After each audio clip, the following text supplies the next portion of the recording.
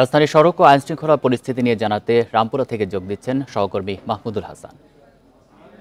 আমি এখন অবস্থান করছি রামপুরা ব্রিজের ওপর। রামপুরা ব্রিজের ওপর যেটি দেখা যাচ্ছে এই মুহূর্তে তা হলো যে এখানে ইস্ট ওয়েস্ট ইউনিভার্সিটি, ব্র্যাক ইউনিভার্সিটির যা শিক্ষার্থী রয়েছেন তারা রামপুরা ব্রিজের আশেপাশে অবস্থান করছেন এবং পুরোটাই তাদের দখলে বলা যেতে পারে। এখানে শুধু বিশ্ববিদ্যালয়ের যারা শিক্ষার্থী তা না, একই সঙ্গে আশেপাশের যে কলেজগুলো আছে সেখানকার শিক্ষার্থীরাও কিন্তু এখানে অবস্থান করছেন। সকাল 11টার পরপরই আসলে এই বাড্ডা, মেরুল বাড্ডা, রামপুরা, বনশ্রী এইসব এলাকায় তারা দখলে নিয়েছে। এখন পর্যন্ত যেটি দেখা যাচ্ছে যে রামপুরা থেকে বাড্ডা পর্যন্ত আন্দোলনকারীরা রাস্তায় বা সড়কে অবস্থান করছেন এবং একই সঙ্গে আফসানগরের দিকে কিংবা বনশ্রীর দিকেও কিন্তু আন্দোলনকারীদের দেখা যাচ্ছে এবং তাদের সঙ্গে কথা বলার চেষ্টা করেছি। তারা কেউ কথা বলতে রাজি হয়নি, তবে তারা যদি বলছে যে তাদের যে দাবি সেই দাবি পূরণ না হওয়া পর্যন্ত এই সড়কে থাকবেন। আপনি নিশ্চয়ই জানেন যে গতকালকে আন্দোলন ঘোষণা করা হয় এক দফা দাবি এবং সর্বাত্মক যে অসহযোগ আন্দোলন সেটি আজকে থেকে শুরু হয়েছে। এখন যেটি দেখা যাচ্ছে যে আন্দোলন যারাকারী তারা সড়কে অবস্থান করছেন এবং পুরো সড়ক অর্থাৎ এই পুরো সড়কই আসলে বাস চলাচল করছে না বা কোন যানবাহন চলাচল করছে না। পুরো সড়কই দখল এখন আন্দোলনকারীদের বলা যেতে পারে এবং একই সঙ্গে তারা বিভিন্ন ধরনের স্লোগান দিচ্ছে। তারা যেটি বলছেন যে তাদের দাবি পূরণ না হওয়া পর্যন্ত তারা সড়ক ছাড়বেন না এবং একই সঙ্গে যেটি বলতে চাই শেষ কথাটি তা হলো যে সড়কের যে অবস্থান তারা নিয়েছেন সেই পুরো এলাকা অর্থাৎ রামপুরা থেকে পুরো এলাকা বলা যেতে পারে বাড্ডা পর্যন্ত কিন্তু তারাই অবস্থান করছেন। সব মিলিয়ে যেটি বলা যেতে পারে যে এখন পর্যন্ত শিক্ষার্থীদের দখলে রয়েছে পুরো রামপুরা এবং বাড্ডা সড়ক। এবার রাজধানীর উত্তরার পরিস্থিতি নিয়ে জানাচ্ছেন সহকর্মী মাহমুদ শরীফ। সকাল থেকেই রাজধানীর উত্তরা আজমপুর এলাকাতে আন্দোলনকারীরা অবস্থান নিয়ে আছেন এবং তারা এখন পর্যন্ত সড়কে অবস্থান নিয়ে আছেন। অবস্থানের মধ্যে বেশ কয়েক দফা এখানে ধাওয়া পাল্টা ধাওয়ার ঘটনা ঘটেছে। আন্দোলনকারীরা বলছে ক্ষমতাসীন দলের নেতাকর্মীরা তাদেরকে ধাওয়া দিয়েছে এবং তাদের উপর ইট পাটকেল নিক্ষেপ করেছে এবং পাল্টাপাল্টি যে দৃশ্য দেখেছি এই ধাওয়া পাল্টা ধাওয়ার সময় কিন্তু দুপক্ষেরই ইট পাটকেল ছোড়া, লাঠি সোঁটা নিয়ে একজনকে আরেকজনের দিকে তেড়ে আসা এরকম দৃশ্য দেখেছি। যদিও এই ধাওয়া পাল্টা ধাওয়ার মধ্যে আইনশৃঙ্খলা বাহিনীর সদস্যদের উপস্থিতি দেখা যায়নি। বলা চলে কয়েক দফা ধাওয়া পাল্টা ধাওয়ায় বেশ কয়েকজন আহত হয়েছেন।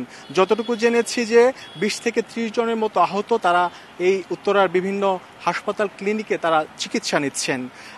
এর পাশাপাশি রাজধানীর ইসিবি এলাকা অর্থাৎ মিরপুরে যে ইসিবি চত্বর রয়েছে সেখানেও কিন্তু আন্দোলনকারীরা সকাল থেকে অবস্থান নিয়ে রেখেছে। সেখানেও দেখেছি আন্দোলনকারীদের সাথে ক্ষমতাসীন দলের নেতাকর্মীদের কয়েক দফা ধাওয়া পাল্টা ধাওয়ার ঘটনা ঘটেছে। যদিও এখন পর্যন্ত সেই ইসিবি চত্বরও আন্দোলনকারীদের দখলে আছে এবং তারা তাদের যে দাবি সেই এক দফা দাবি আদায়ের স্লোগান দিচ্ছেন এবং যান চলাচলের ক্ষেত্রে যে বিষয়টি দেখতে পাচ্ছি যেসব এলাকায় এই অবস্থান নিয়ে আছে আন্দোলনকারীরা সেখানে জরুরি প্রয়োজনে যেসব যানবাহন চলাচল করছে সেগুলোকে যেতে দিচ্ছে, বাকি যানবাহন যা আছে সবগুলোকে ভিন্ন পথে তারা ঘুরিয়ে দিচ্ছে।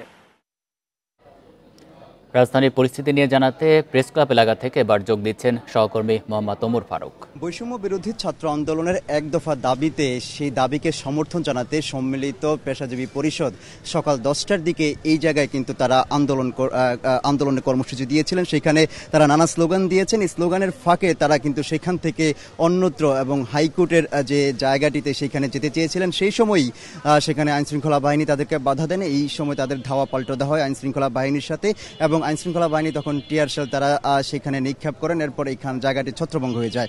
তাছাড়া এই হাইকোর্টের পাশেই যে পুলিশের ট্রাফিক বক্স আছে সেটিকে পুড়িয়ে দেওয়া হয়, সেখানে তারা ভাঙচুর চালায়। এছাড়া এখানেও কিন্তু বেশ কয়েকটি জায়গায় তারা আগুন দেওয়ার চেষ্টা করে এবং পুলিশ তার রুখে দেওয়ার চেষ্টা করে। আমরা পুলিশের সাথে কথা বলেছি, তারা বলছিলেন যে সাধারণ শিক্ষার্থীর পাশাপাশি আন্দোলনরত অনেকেই সেখানে উপস্থিত হয়েছিলেন। সেখানে উপস্থিত হয়ে বিভিন্ন স্থাপনায় তারা আগুন দেওয়ার চেষ্টা করছে বলে আমাদেরকে আইনশৃঙ্খলা বাহিনী জানিয়েছে। তবে আন্দোলনরত যারা শিক্ষার্থীদের সাথে আমাদের কথা বলার সুযোগ হয়েছিল, তারা বলছিলেন যে তাদের যে এক দফা দাবি, সেই দাবি বাস্তবায়ন যত সময় না পর্যন্ত হবে তারা সেই আন্দোলন চালিয়ে যাবে। এই জায়গায় কিন্তু আমরা আইনশৃঙ্খলা বাহিনীর সাথে কথা বলছি, তারা বলছিলেন যে কোনো ধরনের আন্দোলনকে তারা সেইখানে যদি আন্দোলন করতে এসে কোনো ধরনের নাশকতা চালানোর চেষ্টা করে তারা কিন্তু সেইখানে রুখিয়ে দেওয়ার চেষ্টা করবেন। আমরা মৎস্য ভবনে গিয়েছি, আমরা গুলিস্তানে গিয়েছি, পল্টন গিয়েছি, সকল জায়গায় কিন্তু আন্দোলনকারীরা তারা ভিন্ন ভিন্ন সময় এসে তারা সেখানে নানান স্থাপনায় তারা যাওয়ার চেষ্টা করছেন। সেই সব জায়গায় কিন্তু আইনশৃঙ্খলা বাহিনী যারা আছেন তারা সকল জায়গায় অবস্থান নিয়েছেন। তবে আমরা প্রেস ক্লাব এলাকায় যেই ধরনের আইনশৃঙ্খলা বাহিনীদেরকে আমরা দেখতে পেয়েছি বা আইনশৃঙ্খলা পরিস্থিতি নিয়ন্ত্রণ করার জন্য যে পরিমাণ আমরা আইনশৃঙ্খলা বাহিনীর সদস্যদেরকে দেখেছি, রাজধানীর অন্যান্য জায়গায় কিন্তু আমরা দেখতে পাইনি। আমরা শাহবাগে গিয়েছি, সেখানেও কিন্তু যারা রয়েছেন আন্দোলনরত তারা কিন্তু তাদের সাথে ধাওয়া পাল্টা দেওয়া হয়েছে। আমরা পল্টনে গিয়েছি, আমরা সায়েন্স ল্যাব এলাকায়ও আমরা একটু আগে গিয়েছিলাম। সব মিলিয়ে যদি বলতে চাই যে এখন রাজধানীর অবস্থা থমথমে অবস্থা বিরাজ করছে। আরেকটি বিষয় আপনাদেরকে জানিয়ে রাখি, সকালবেলা থেকে রাস্তাঘাটের যে যানবাহনের যে অবস্থা ছিল সেই সব যানবাহন কিন্তু এখন আর নেই। রাস্তাঘাটে বা সড়কে কোনো ধরনের সাধারণ যাত্রী কিন্তু আমরা দেখতে পাইনি। সকালবেলায় কিছুটা যানবাহন ছিল যেগুলো যে গণপরিবহন, ব্যক্তিগত গাড়ি, এখন কিন্তু কোনো ধরনের গাড়ি নেই। সকল রাস্তাঘাটের সড়কে যানবাহনের সংখ্যা একেবারেই কম, সাধারণ মানুষের সংখ্যাও কিন্তু একেবারেই কম। সাধারণ মানুষের সঙ্গে আমরা কথা বলেছি, তারা জানিয়েছেন যে কোনো অতীব জরুরি কোনো কাজ ছাড়া তারা আজকে রাস্তা বা সড়কে বের হচ্ছেন না। এই ছিল আমার কাছে সবশেষ